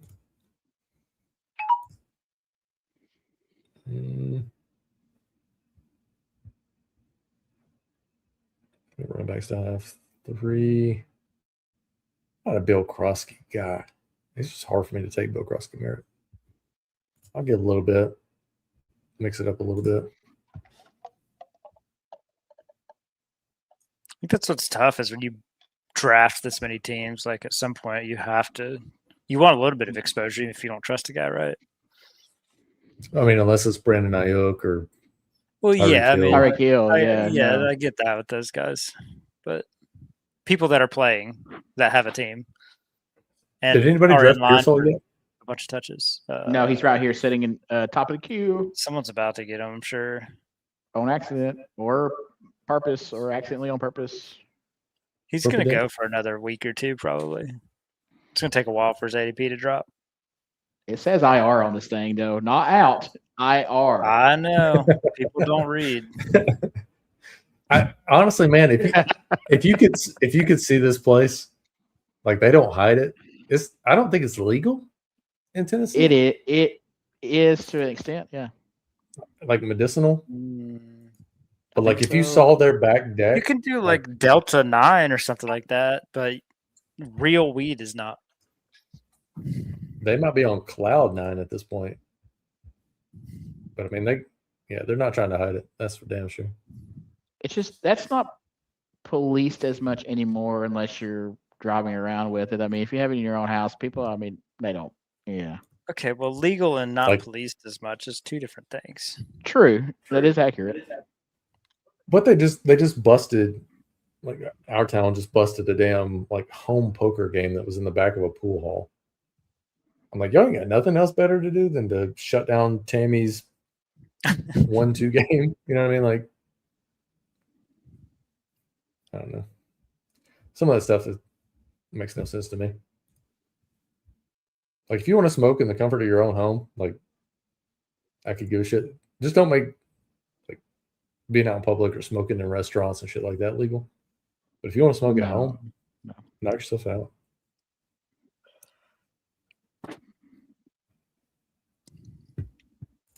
I don't know if it was the smell of the skunk weed or the smell of when Adam shit himself as he was flying out of a golf cart. The next funniest thing was he gets up. So he gets up. We'll call it an incident. He gets up after the incident. He's walking around, gets his bearings back together. I'm like, hey, you good? You good? You good? He doesn't answer me. I'm like, is everything all right? And he had a big tear in his glove. And I was like, well, did you tear your pants or anything? So he turns around and it's just like shit stain. Like his whole backside was nothing but just like, I mean, it was mud, but it looked like he absolutely shit himself, which he may have. And he played it off nice with the mud comment. But I think Michael can attest, like his whole, like, I'm talking about shoulders from the Ruta to the Tuta was just shit stain. We'll probably never go back there now. Too traumatizing. No, I don't care. It's not that big a deal. Just I'll get on the grass. I'll get off the cart path that's slick and get on the grass that's semi slick, but not as bad. It was traumatizing to me to watch it. I'm not sure I want to go back. I mean, the good thing about it was like, even though you had that incident happen, at least you got out there and shot over 100, just to make yourself feel better about it. I did, unfortunately, today. It was bad. It wasn't too bad. It's just sounds bad. These putting greens, for anybody who doesn't realize this, I affectionately call this course concrete. Its actual name is Concord. It is hard as a rock, and even with all the rain, you still can't put your tee in the tee box. That's how hard it is and how much concrete it is. The greens are basically carpet. They're grass weeds growing in the greens, so it's just some very low cut grass. So you can't get a read on a putt. I mean, it's difficult as far as that's concerned. 77. Yeah. Get it close enough to the hole, and we'll give you a gimme, and you move on. Yeah, we're still counting the stroke. I mean, you're talking about a gimme. Well, yeah. I'm within a putter's length, and we were giving everybody a shot. I could have made the putts. They were less than an arm length out. It's not like you're giving it to me off the tee. Ones. No, we're not. And we're counting the stroke. You hit further than us. We recognize that. We are good with that. So, I mean, he hits further your irons were hole than us. Your irons were on point today, so. I mean, nobody played on more holes at the same time than me. That'd be on like 3, 8, and 11. Just trying to get back to 3. You definitely you played like the John Daly approach, 3 bad shots and 1 good shot.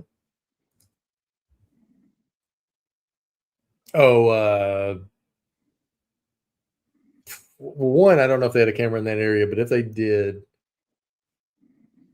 we were talking about that actually in the cart. Michael and I were like, man, I hope they had a camera right there to catch that. I would imagine if I were watching it, I'm going to set the over under at 19.5, and I think I take the over. I mean, we're Do still. you think you watch it 40 plus times? Dude, it cracks me up just thinking about it. Dude, they don't have any golf security at this place, so don't even worry about it. I mean, hold on. Our buddy Jordan, a couple of years ago, of course, it's not very great in the area. Also, we go to this place called the Pasture, and it's like playing out of the fucking pasture. And we go to leave the course, and he backs into a truck, doesn't tell anybody, leaves the scene. A couple days go by, they pull over another buddy of ours, and instead of that buddy getting a ticket, he sells out Jordan, our other friend. And he's like, hey, if I give him or give you his information and I can link him to the accident hitting the truck, will you let me go? So he lets him go, gives them my information. They call me and they're like, hey, do you know Jordan such and such? And do you have any idea of what happened to this incident? And unlike our other friend, I'm not a snitch. So I was like, I don't know, man. I can't tell you, but they end up like backtracking his information and ended up I think they took him to court to pay for the other guy's truck. But I would have never thought that they would have had cameras, and they had cameras. So I don't know if they had. I doubt they had them there. Yeah, but I wouldn't put it at a 0 that they don't.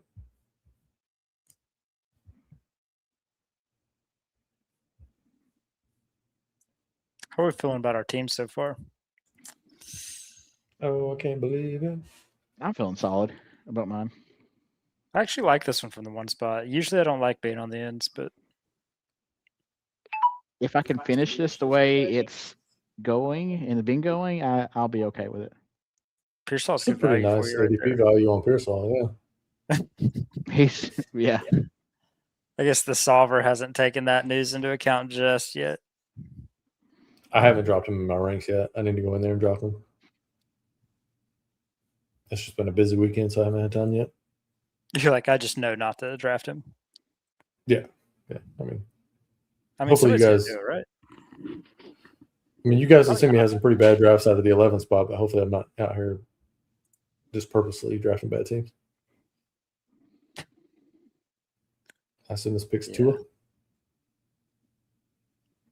The old branch to a stack. That's gonna be a big stack this year, I think, just because they're so close in ADP that you can be like, oh, I'll just nope. And then he goes Gino. Cool. Interesting. So he's got Garrett Wilson. So I mean it's not a bad stack. Probably a better stack than Tua branch. Another shitter, Kate Otten, who was my 3rd highest owned player. Randy took my tight end. Love it. You took mine. No, you didn't take Barner. You were next to the guy that took mine. Guilty by association. By association. Right. I guess in this particular instance, he's the golf cart. And given that you were thrown out of it, you still get to play the role of the guy who's flying through the air. That's fair. And you actually ended up next to the golf cart somehow. I did.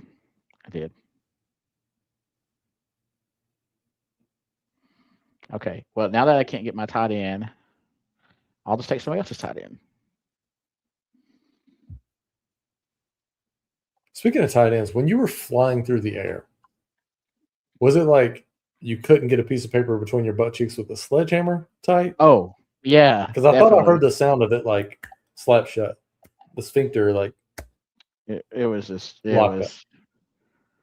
it wasn't like scared, like heart was beating scared. crazy. It was just like, how bad is this gonna hurt, and how much damage am I gonna do to myself, not to the cart? I could care less about that. I'm like, am I gonna break a bone? Am I gonna have a hospital stay? How's the insurance? It's up to date, which is great. So I'm good with that. I'm like, how's this gonna buff out, basically? I would imagine 10 to 15 years of dealing with heckling from Michael and I. We're never going to let you live it down. Every time we go to that hole, we're just going to laugh our ass off. I'm going to randomly pull back that memory in awkward moments and times just to make you feel bad. Michael, you got anything to add to all that? Or no, I think you pretty much covered it. And not to mention the scrapes down your ass that at some point you might have to explain to somebody. I mean, a lot of dirt, not really anything else going on down there. It's just sore. I mean, you can show the people if you want. No, drop try. I don't think we're allowed to do that on stream on YouTube. I labeled us as not for kids. I think we're fine. Oh, did you? Oh, wow.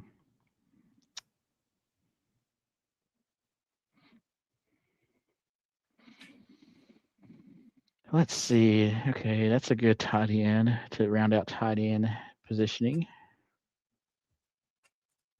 Still need some receivers now to end my draft. Right there for you, dude. Is he still here? Wow. You should get him. So, see, I think this is where the solver can help people. Like, if you look at the guy in the 3 hole right now, he only has 2 QBs, and they're both off on week 8. So like I don't necessarily hate the 2 QB method because I'm probably going to roll with it this one. But if you go 2, you probably should make sure they don't have the same bye week. Please, if you're watching our stream, which we know a lot of you are, If you're Go hearing ahead this, and there's a send pretty good chance you are. go ahead and send a share If you're seeing this, to anybody and everybody you can so they can get the solver and help a brother out or sister out. Because having the QB of the same 2 QBs same bye week, it's sad. Now, granted, if you don't want to help your competition out and you have a better chance to win money, that's what Go ahead. I mean, I guess he could go Kirk, who might still be starting by then, might not, but Not don't during put my playoff odds on time. that.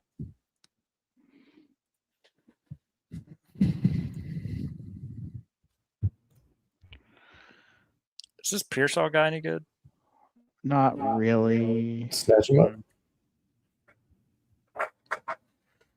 2 picks left for me. I'm probably going to go with a 3-6-8-3 build, so probably a running back and receiver. I see that Justice Hill went 190. Richest guy, Marshawn Lloyd, at 176 now. I think we're really starting to talk ourselves into these background running backs a little bit more. Marshawn Lloyd, Jaden Blue, Justice Hill, Kalen Black. I liked all of these guys the entire draft season, so all my bags are packed on Dylan Sampson, Tank Bigsby, Brian Robson Jr. A little bit on Marshawn Lloyd, Jaden Blue. I got a bunch of Kalen Black. I got a bunch of Justice Hill. I got a bunch of Ray Davis. I got some Sean Tucker. I have essentially 0 Vidal and Allen. I think Allen and Vidal need 2 things to break right before things are really great for them. If Cook goes down, Davis is going to be an RB2. If there's one injury in Tampa Bay, Tucker's going to benefit. If there's an injury to Derrick Henry, Hill's going to benefit. CMC goes down, Black's going to benefit because was it Jordan James has already broken his ribs? Yep. If Javonte gets hurt, that's going to help Jaden. If Josh Jacobs does anything stupid again, Lloyd's looking good. If Bijan goes down, Brian Robinson's looking good. If Saquon goes down, Tank Bigsby's looking good. One injury to either back, and Denver is going to look decent for Coleman. And then I think Dylan Sampson's going to have standalone value just like Justice Hill is regardless.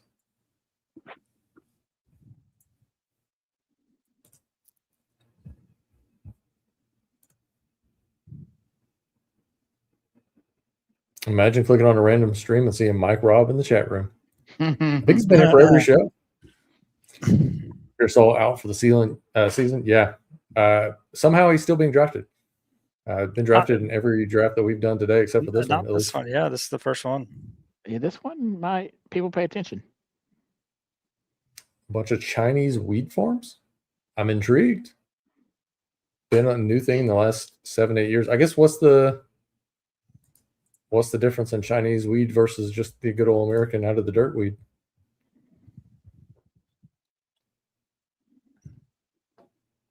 Just like Fauci weed? Dangerous. I feel like that's a dangerous question to answer at this point. Yeah. I'm like, I don't want to take that one.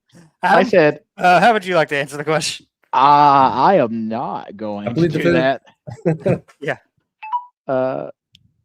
In Maine, where Rich is, like, it's legal, like he said, to grow your own plants and stuff like that. So, but I just don't know what type of plants. Chinese must not be legal to do. You can do a Chinese person. Consensually. Plant. Not. Yeah, I don't do a lot of plants. But for $20, I mean, can make something work. We'll do our little review of our teams here in a minute. Are we streaming tomorrow, guys? I don't know that I can tomorrow. I think me and you can. You want to do like 1 or 2 at some point tomorrow? I'll set the live stream up. Yeah, I would say early afternoon would be best. About 1 or 2 o'clock. I'm starting to come around on DJ Giddens a little bit. So I'll roll through my team here as these guys are making their final picks, and we'll give mine a grade.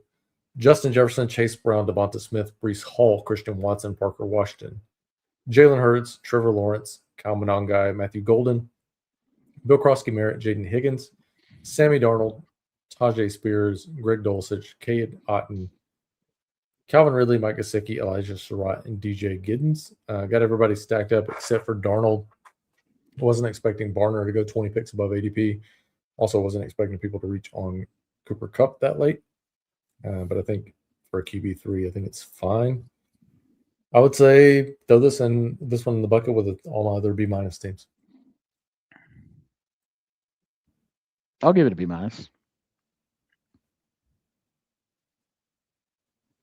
Michael is in deep thought, so we'll move on. I think he's thinking of who he's about to Sorry, take. my bad. No. I mean, I'm a- shattering pick. Amon-Ra, Derrick Henry, Echibuka, Williams, Lamar Jackson, Tate, Metcalf, Hubbard, Pitts, Dobbins, Mayfield, Andrews, Kamara, Jennings, Robinson, Tua, Farmouth, Ted Hurst, Vele, and Roman Wilson. I got the stack of Lamar and Derrick Henry and Mark Andrews, which has been the number one stack, right? The last 2 years, Randy? His highest scoring stack in the last few years has been Lamar, Henry, and Mark Andrews, which doesn't sound right, but it is. So I got that stack finally. And then I got I didn't really pair well after that necessarily. I got You got that one, Echibuka. you're like, I'm good. I got Echibuka and Mayfield and complete my stack with Otton, but I did get Hurst. And then I got Pitts and Tua and Brian Robinson. We'll give myself a B- as well. Sure, I'll throw you a B-. Sounds good. Same.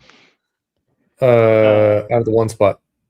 I went Gibbs, Pickens, Neighbors, McLaurin, Swift, Harrison Jr., Stevenson, Dak, Dart, Ferguson, Shakir, Aaron Jones, Omar Cooper Jr., TJ Hawkinson, Boston, Helm, Jeremy, Katron Allen, Claiborne, and Slayton. I'll give you a B-. Yeah, I mean, it feels solid. B-. I like my stacks. They're good. It's a good one draft. I mean, that's not easy to do. It's going to be good at the end of the season if it can make it there. What's up, Corey? Pickens and Neighbors at the 2-3 turn. I like a lot of like Rashee Rice and Neighbors right now at the 2-3.